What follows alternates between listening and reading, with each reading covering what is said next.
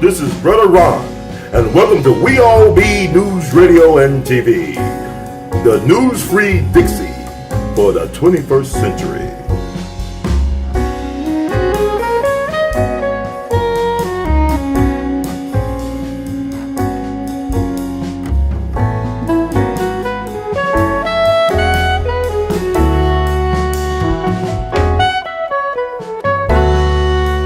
Good evening, boys and girls, scholars and laymen. Welcome to another wonderful edutainment, infotainment session of the Artivist Thinks. I'm your host for the empowerment segment, Brother Ron, also known as R2, C2, H2, the Artivist. Today we're talking about why Ida B. Wells matters. Why do Ida B. Wells-BARNETT matters today? That's the thing. She was born July 16th. We just got through observing her 156th Life Affirmation Day. And this is important because, to paraphrase William Faulkner, the past is never past. The same things and issues and whatnot, systemic issues, questions of racism, white mediocrity, police brutality, the same issues that Ida B. Wells-BARNETT dealt with in her time are the same issues which are the zeitgeist or the spirit of this time. And I think it's very important that we use our platform because a lot of us are not reading. We're choosing to be not illiterate, but illiterate. We choose not to read. We choose not to feed our imaginations. We choose not to know about our roots, who we are, and where we come from. Like I tell people, the foundation of any true educational journey is knowledge of self. And you learn knowledge of self not from your school. You learn reading, writing, and arithmetic at school. You learn who you are at home. So your roots got to be very strong. You learn that from dealing with your elders. You learn that from researching your history, your story, our story. Get it? So we're going to talk about Ida B. Wells-BARNETT because she is the true embodiment of a ride or die chick. She was a true ride or die chick. She is my Black history, Black girl magic dream girl. There's a few sisters that I want to highlight and profile in the coming future who I think they will be phenomenal in any age. Ida B. Wells will be the bomb today. Can you imagine with her gifts of communication, how she could utilize social media, technology, and all that stuff? I mean, she was incredible. She would definitely be a superstar in this media age. Who needs a Sean King when you got an Ida B. Wells-BARNETT? Who needs an Angela Rye when you got an Ida B. Wells-BARNETT? I'm not knocking those people. I'm just saying she was the bomb. And she believed in God and guns. She believed in self-defense. She believed in self-preservation. If she got to go, she going to take something with her. That was Ida B. Wells. She only stood 5'1", but carried 2 pistols on her person while she lived in the South. While she living in the South. The dirty, dirty, dirty South. What y'all niggas know about the dirty South? What y'all niggas know about the dirty South? What y'all need to know about the dirty South is that every day or day and a half, there was a black person being lynched or hanged, extrajudicial killings taking place. Black folks not given a chance to have a jury of their peers judge their guilt or innocence. Black folks being killed under false assumptions like rape, murder. And the real reason why they were lynching black folks, as Ida B. Wells discovered, was not what we thought or what they were pushing. It was kind of they were using fake news for their real agenda. But we'll get into that. But let me talk about Ida B. Wells-BARNETT. Phenomenal sister. Born July 16th, 1862, down in Holly Springs, Mississippi. Was born into slavery, the eldest child of 8. Lost both of her parents and a brother to the yellow fever epidemic of 1878, the same yellow fever epidemic that would cause the city of Memphis to lose its charter the city of Memphis went extinct. It lost its charter for years, so a number of years, and which was actually the city was saved by another Holly Springs, Mississippi native, Robert Church Sr., who is acknowledged as the first black millionaire of the South. But he's a father of Memphis, of the modern Memphis era. He saved Memphis from annihilation and extinction when he brought back the city charter with, I guess, buying the bond, the first bond for the city. But anyway, Addie B. Wells, at the age of 16, she kept her family together. She got a job as a school teacher. She raised her 6 brothers and sisters on her own with some help from the family, but basically she was the steward of the ship of her family, which is very impressive. When you think about it, she's 16 years old. That's impressive at any age and any era that she would take responsibility for her brothers and sisters after losing both parents and her brother all in 1 year. So she went to Memphis, became a school teacher. I believe Addie B. Wells at one point was going to Rush College down in Holly Springs, but she ended up becoming a school teacher, moved to Memphis with her family. Addie B. Wells, people don't understand, Addie B. Wells was ahead of her time, or she was so much of her time. She was so much of her time that she was ahead of her time. You understand? Because 70 years before Rosa Parks, because Rosa Parks, I believe, was born in 1913, but this is 70 years before Rosa Parks refused to give up her seat on the bus. Addie B. Wells refused to give up her seat on a train in Tennessee. They had white men to drag her off the train. They had white men come on the train and drag her off. She even bit the train conductor on the hand, I believe, or somewhere, where she ripped some flesh off this devil. But anyway, she actually took it to court, won, and had got a settlement between $400 to $500 back then. It's back in the 1880s, but it was overturned by the Tennessee Supreme Court.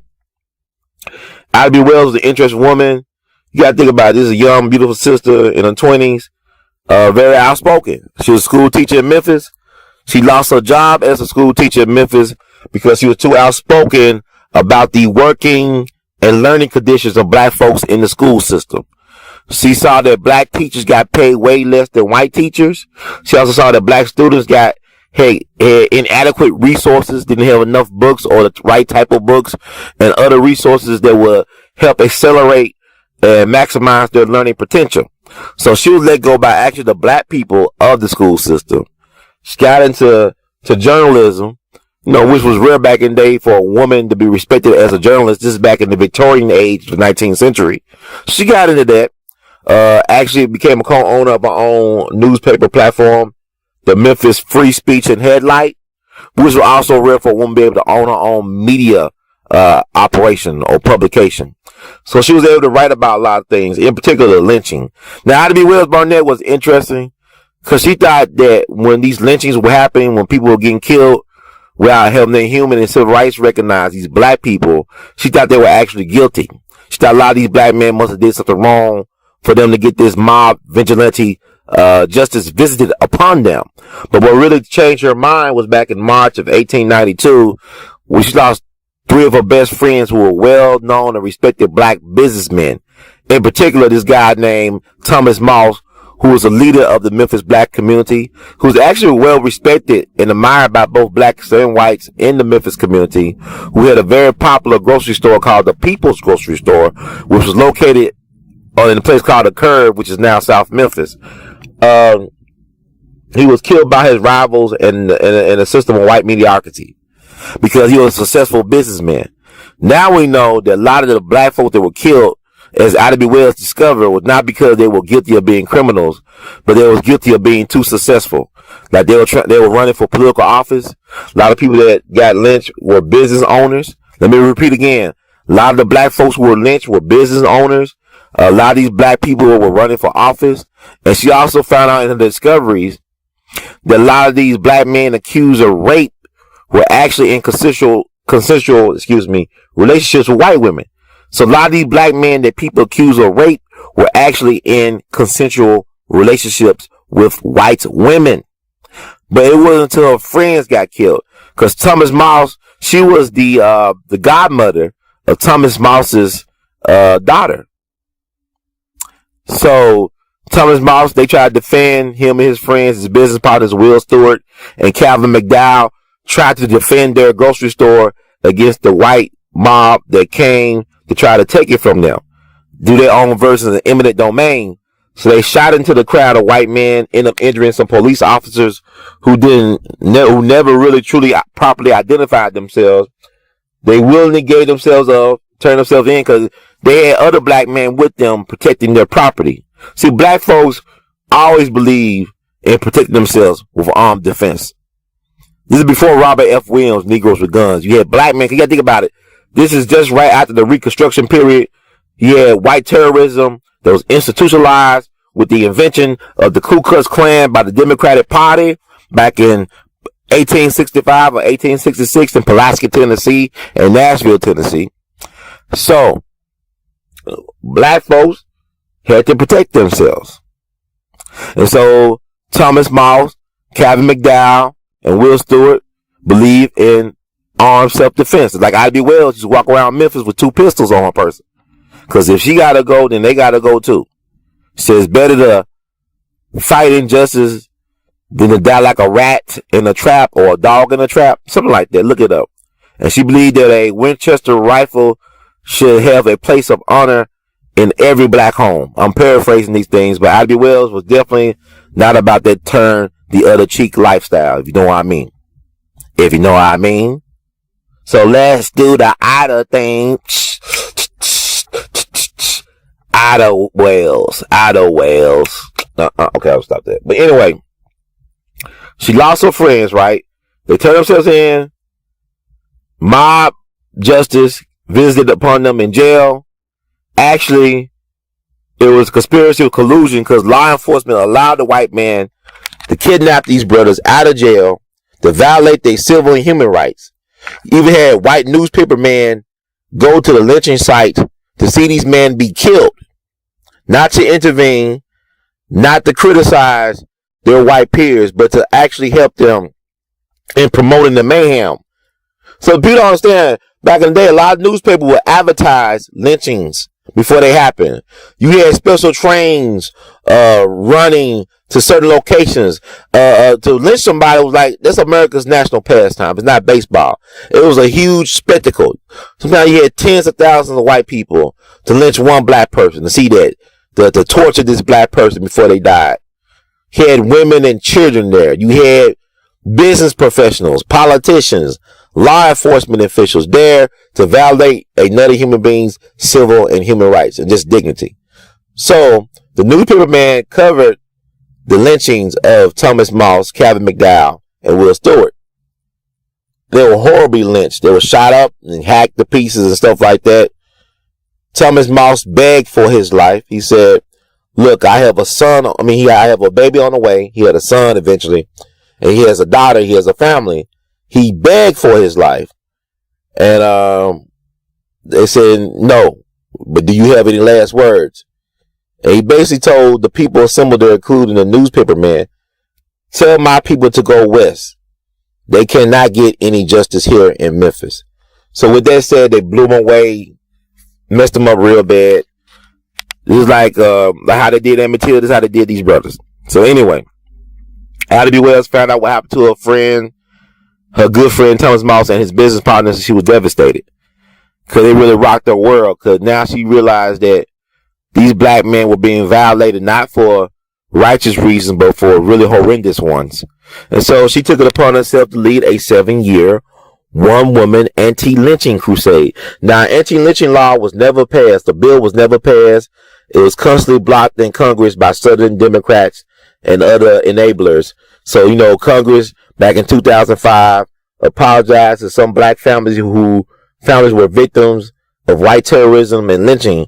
But the apologies are empty when you have anything. If you don't really have reparations behind the apologies, then they BS. Then it's just a propaganda spin thing.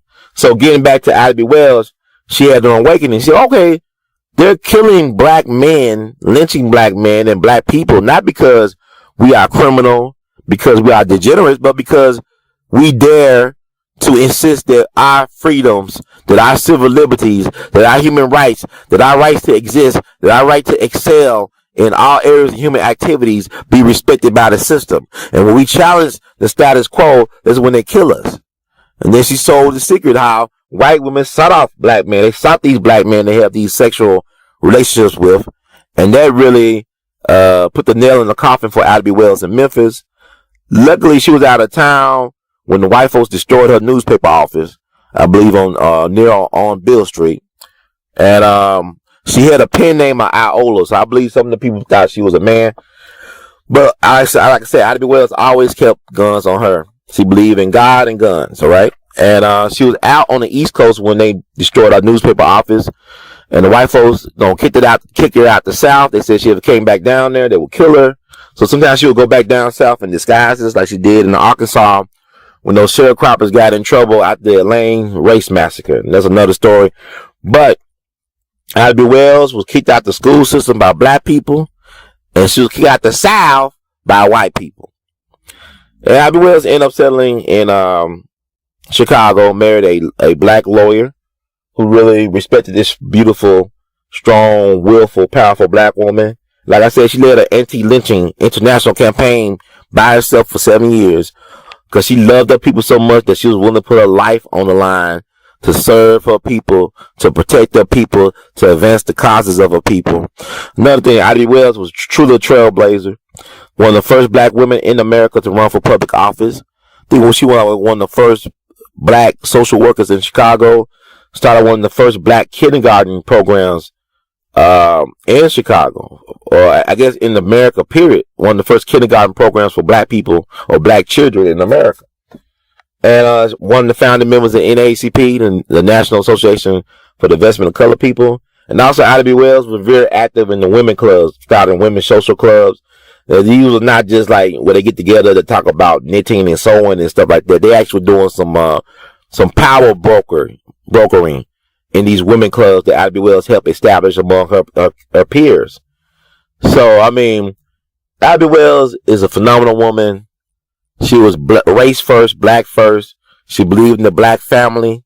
She believed in black people. She loved black men. She advocated for black men. She advocated for the black family. And it's sad in this day and age, a lot of this is missing because we do not control our media. See, Ida B. Wells knew it was very important to tell these stories that would otherwise never get told. That's why she had a media platform. That's why she understood the power of reclaiming the narrative. That's why she did what she did, because these stories had to be told, because you cannot depend on your enemy to have mercy. The devil is not qualified to give mercy. The devil is not qualified to give mercy. The devil is only qualified to give more hell.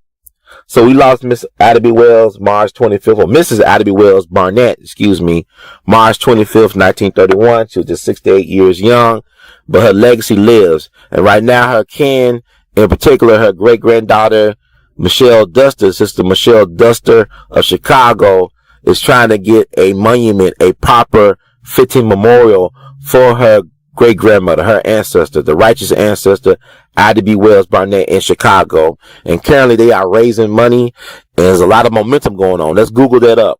Take a look. It's all online. I met Michelle Duster a couple times at the A.L.L conferences. The A.L.L conferences. This is the Association for the Study of African American Life and History, the organization that was founded by the great Dr. Carter G. Woodson, the father of Black history. He created Negro History Week, which turned into Black History Month. So she's a part of that organization, Ida B. Wells' great-granddaughter.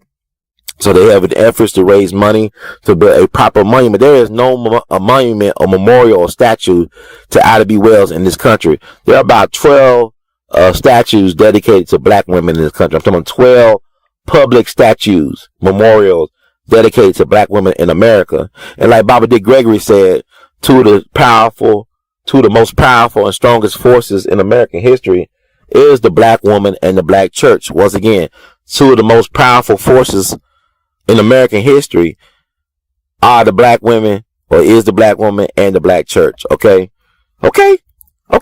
Somewhere. See how it works? So Google that up and support those efforts to get that done, because they did create a project in Chicago, a housing project in her honor. I think Ida B. Wells housing project back in the 40s. They tore it down, I believe, in 2002. But it's like, Ivy Wells was more about warehousing black people and using black folks as guinea pigs, hence the name projects. But that's how they do. They bastardize our legacies. They bastardize our people's greatness. Booker T. Washington, when you think about Tuskegee, you should never think about Tuskegee syphilis experiment. It should never had happened. And had he lived, it would not have had happened. So you got to think about the person that replaced Booker T. Washington at Tuskegee was Robert Moulton. And he was U.S. Army intelligence.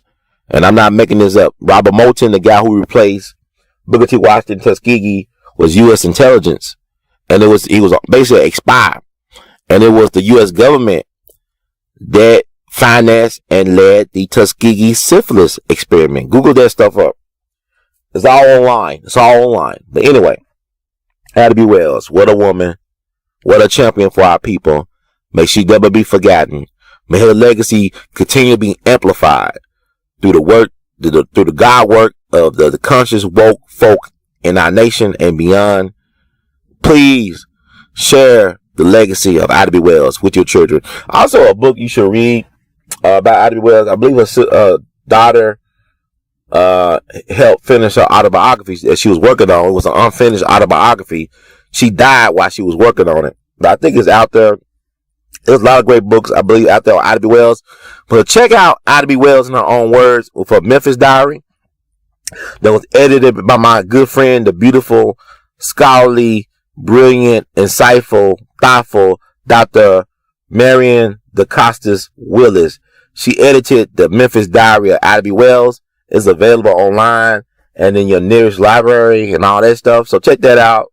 But I just want y'all to hear her in her words back when she was 20-something years old, having doubts about ever being married, ever making a difference, ever finding her God work or purpose, which is interesting that a woman that's so renowned for her confidence and for her willful personality and for her resourcefulness and her ability to tell these amazing stories about the sufferings and horrors of our people, that she would have doubts about her own effectiveness, and that she would have doubts about her being anybody of substance is very interesting, but shows her to be very human like a lot of us are. See, the Most High can only use imperfect vessels. If you're too perfect, the universe can't use you. See, it's like even a broke clock is right twice a day thing. But that's another story. But check out Ivy Wells. This is my tribute to her. Ivy Wells' great-granddaughter, Sister Michelle Duster, who I met several times before at the A.L.L National Conference. That's the Association for the Study of African American Life and History. Thoroughly liked my shirt when I was in Cincinnati last year. She immediately recognized her great-grandmother, the righteous ancestor, on my t-shirt. That t-shirt is available for $25 at teespring.com/forever_item_B. That's teespring.com/forever_item_B. And it really made my day when she recognized that and took a picture with me, as you all can see in the video. Thank you all for listening once again to the words of the artivist. If you like the words that you heard from Brother Herb, please spread the word. Subscribe to the YouTube channel, WELLS-BARNETT TV. Promote this among your family, networks, friends, and strangers. Please feel free to donate. Make a one-time or recurring donation to paypal.com. Email r2c2h2@gmail.com. It's tax deductible. Goes to the WELLS-B Group Incorporated, a 501c3 nonprofit. Or you could join my patreon.com page, WELLS-B. That's patreon.com/WELLS-B. You can make a recurring donation there and get rewards for doing so. So thank you so much, family, for listening to me once again. In the words of the great Duke Ellington, we love you madly. Keep on producing and pushing.